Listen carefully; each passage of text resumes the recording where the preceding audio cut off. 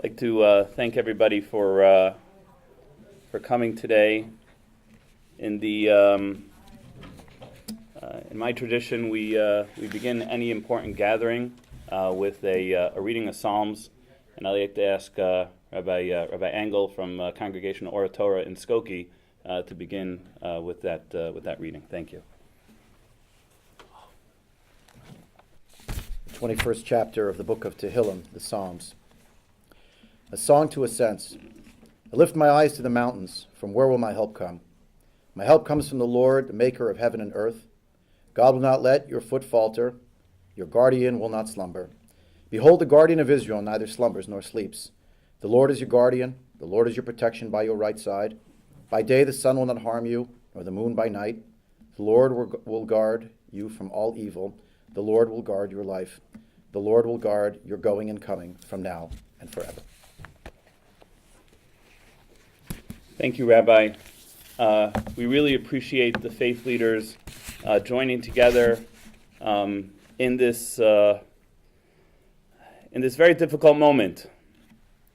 You know, my own community, the Jewish community, has been recently rocked by the shooting in Poway, California, the shooting at the Chabad.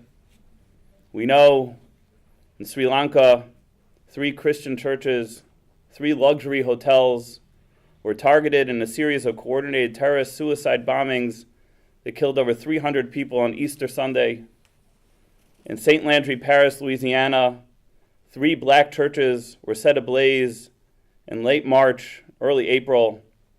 Christchurch in New Zealand, a mosque shooting at the Al-Noor Mosque and at the Linwood Islamic Center that killed over 50 people on March 15th of 2019. And in Pittsburgh, Pennsylvania, where my mother lives, the Tree of Life Synagogue shooting that killed 11 people on October 27th, 2018. So here we are, a group of religious faith leaders together in Skokie, Illinois, to talk about Sri Lanka, to talk about St. Landry Parish, to talk about Pittsburgh. You know, when I was studying at a postgraduate program in Cincinnati, Ohio, we had a visiting rabbi come talk to us. It was March of 1999, and just recently there was an area in India that had been hit by an earthquake, and over 100 people were killed in this earthquake. And the rabbi visiting our program got up and cried about an earthquake in India. And he said, how can you not cry when over 100 people are killed? Even though it's India, especially it's India. 100 people lost their lives. How can you not cry? And that is the teaching that I have received, and that is why we are here today. Today specifically, we have been rocked by these attacks over and over and over again in our communities. And my predecessor, Lou Lang, who served this community so well for over 30 years, we're joined by leaders of Skokie, Michael Lorge, and others. You know, he has served this community so well, and he put in place an at-risk anti-terror security program. But it is time to fund that program. It is time to make sure that, yes, the federal government has been here for us. Yes, the federal government makes sure we have security money. But that security money can only be used for bricks and mortar. That security money cannot be used to man the cameras that it pays for. That security money cannot be used to communicate with 911 when an attack is happening. So the money that we are asking for appropriations for is to specifically be used for personnel and bricks and mortar to supplement and make better use of what the federal government has already appropriated. I really like to thank, my colleague Ram Villavalan. Senator Ram Villavalan couldn't be here, but I really appreciate his office being represented. And, I'd like to ask my good friend, Rabbi Phil Kalish, who works with the Orthodox Union here and help me coordinate this event, to announce who will be addressing us from the faith community. And at the end, I'll read all of the names of all of our guests. So, Rabbi Kalish, thank you. Thank you very much. Good morning, and thank you all for being here today. On behalf of the Orthodox Union, our network of synagogues around the country, and on behalf of all of the clergy here today, we'd like to thank you, Representative Kalish, for being one of the sponsors of this trailblazing bill to appropriate $30 million to at-risk, not-for-profit organizations here in the state of Illinois. This bill will enable us to fund the security improvements our places of worship so critically need. Religious groups throughout the country need the vital support of its legislative officials like you to help create the environment where we can worship freely and safely. It has not even been a week since the recent tragedy that took place in Poway, California. It is bills like this and another bill that you recently supported to increase the penalty of violent hate crimes in a place of worship to a Class A misdemeanor or felony that help prevent hate crimes here in our communities and make all of us safer. Thank you again for all you do for the community, and we look forward to the passage of this bill. I'd like to ask Dr. Donovan Price of Solutions and Resources to share a couple of words. My name is Dr. Donovan Price. I am a victim advocate in Chicago. When a homicide has occurred, I arrive approximately 20 minutes after shots fired and work with the families at the scenes, as we know we have a problem. But when we realize that that problem is about 6 degrees separated from our door, and that a city block is not 6 houses long, but rather longer, so that problem is right next door. When we realize that the blood on the streets is the same blood that we have running through our veins, when we realize that our children are the same children and want to receive the same love and the opportunity to play as any other child, whether that child be in Inglewood or that child be in Skokie.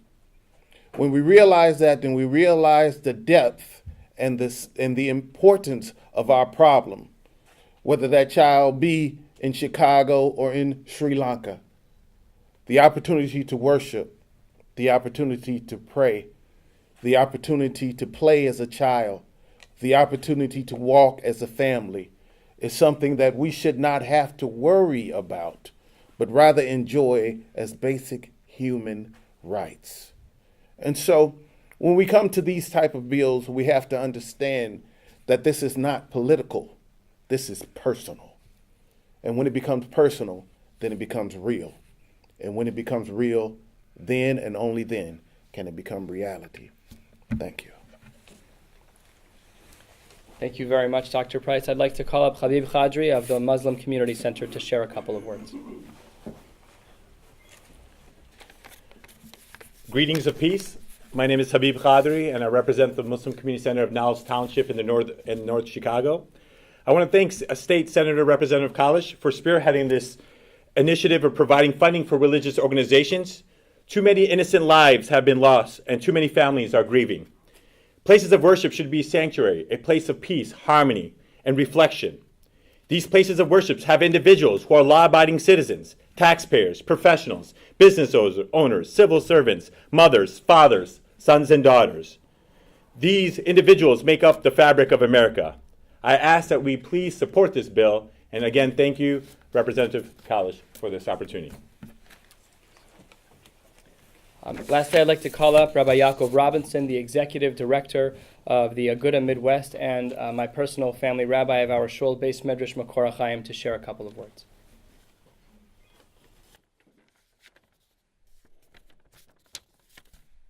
Good morning. Thank you, Representative Kalish, for your concern for the safety of the people of the 16th District and for all the people of Illinois.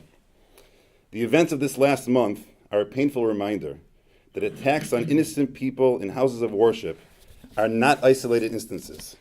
Rather, they are part of an alarming trend of the proliferation of malignant hate, the resurgence of anti-Semitism, and violence against people of faith.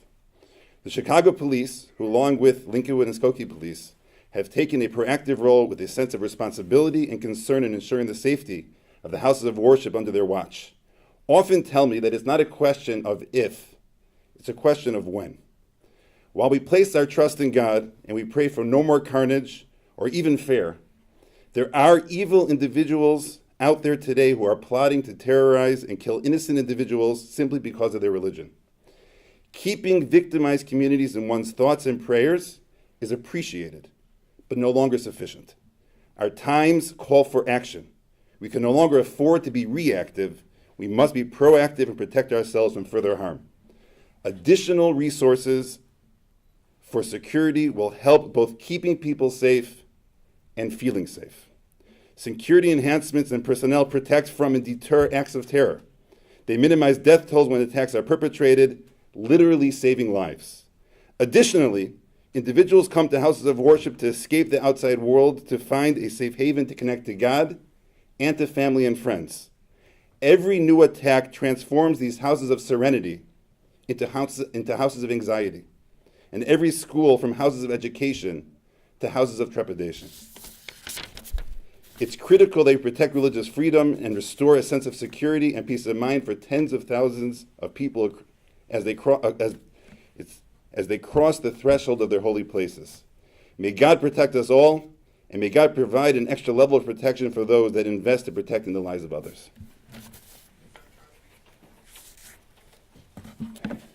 Thank you, Rabbi Robinson, and thank you to everyone who joined us today. Habib Kadri, Dr. Donovan Price, Reverend Pithiu, Rabbi Reisman, Father Atwan from the Assyrian Church of the East, and did I miss anyone? Rabbi Leonard Matanki from Congregation Kins, and Rabbi Shlomo Soroka, who is my colleague and friend from Agudath Israel of Illinois. That is our program today. I think everyone heard the reason behind why we called this conference, the reason behind why we need this funding specifically at this time. And if there are any questions for me or for any of the faith leaders, be happy to answer them at this time. Just a couple of questions. Sir, if you could step to the mic. Just talk to me a little bit, if you can, about you mentioned the way attacks transform a place of tranquility into a place of fear. When you have an attack like Pittsburgh or like California, what was the effect on your own congregants here? I mean, the effect was as real as what everyone here mentioned, is that in the immediate aftermath, there was a fear to come to synagogue. There was reaching out to the police to see what else can be done, to have squad cars on the streets, to simply walk from their houses to houses of worship. On the Sabbath, we don't drive in our cars, so we're walking 2, 3, 4 blocks. In that short span of time where usually families are walking hand in hand, seemingly in peace, they were afraid to make that short journey to go to their synagogues. So, yeah, it was a very serious concern. Over time, it kind of goes into the lost into our memory, but then every new occurrence that this happens, it kind of builds up those fears again. And again, there's a transfer from house of worship to house of worship. When it happens in Sri Lanka or it happens in other places around the world, it hits home and says people are trying to attack places of faith, and we have to be concerned as well in our congregations. So it's a real, visceral kind of fear. It's not like, that's over there or that's across the country. No. People look inward and say, this could be us. Yeah. And Representative, if you could address this other point. Some people would hear about state money going to religious institutions, and they immediately say that crosses a line. What would you say to that, or is that even an issue? It's not an issue. I mean, if there's a First Amendment constitutional church and state issue, then we would adhere to the courts on that. But we've already checked this.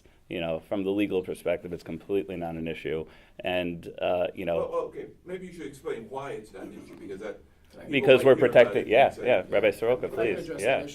Because having been involved in this legislation, working trying to assist Rabbi Kalish in his leadership efforts. So this is not a grant for religious institutions or Jewish institutions. It's for any at-risk nonprofit organization, and it could be a community center. It could be a center that helps immigrants. It could be any type of nonprofit organization that's at risk. So this has nothing to do with religion per se. It happens to be, unfortunately, in today's day and age and environment, that many religious organizations are higher risk. But other organizations could be at risk or similarly threatened, and they would be available to get. Others are at risk and should apply should this bill pass, and they will. And if indeed they are at risk, they will be awarded grants as well. Well, if they're non-religious, how would the risk be assessed? How would it be determined that they're at risk? Well, hate is not limited, unfortunately, just to religion. Some people have a hatred towards other races, to immigrants, to people of different orientations. So hate crosses all different types of boundaries, and other communities are at risk as well. Good morning. My name is Reverend Awi Petio. I am priest of the St. Odysseus Church in Polsk, Church of the East, Assyrian Church of the East. Thank you. This is one of the largest Assyrian communities in the United States, and addressing your question earlier in terms of the different faiths or the different places that may feel fear. When a house of worship is attacked, everyone feels it, and it's something that we're hoping to other pieces of legislation or other acts of goodness that Dr. Donovan does, will minimize that. But we're here together to try to draw attention and hopefully, the other night I was with the governor at a service for the Springfield community to try to come together as it related to Poway, and he got up in front of everyone. He says, we're going to increase funding for security for our institutions, and this could be that vehicle. So thank you, everyone, for coming. Thank you for your questions. We appreciate your time. Thank you. Thank you.